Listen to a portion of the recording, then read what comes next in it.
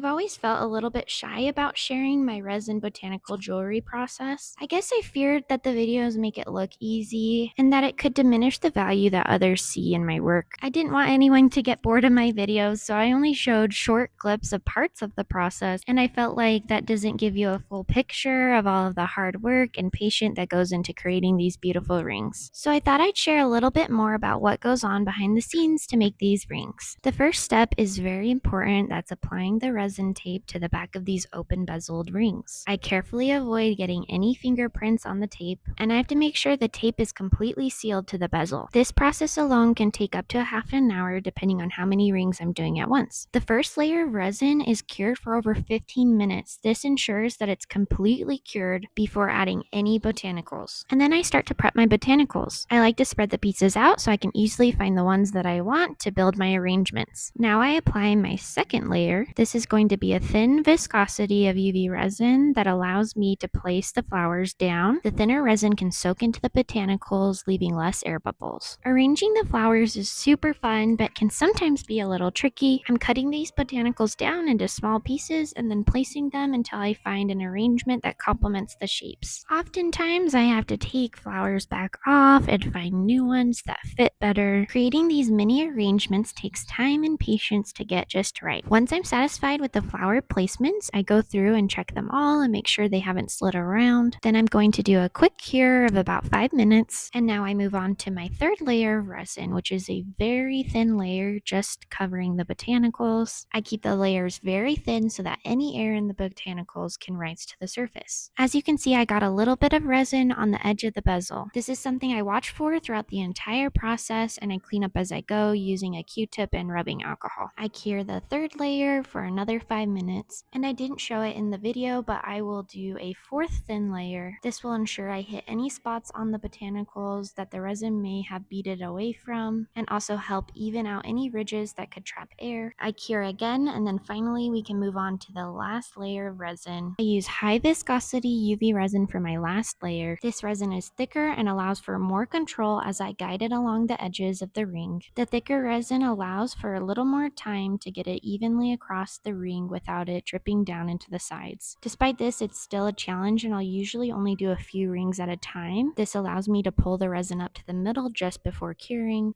For rings with steeper curves, I'll do up to 7 layers of resin. Check out part 2 for the rest of the process and the end results.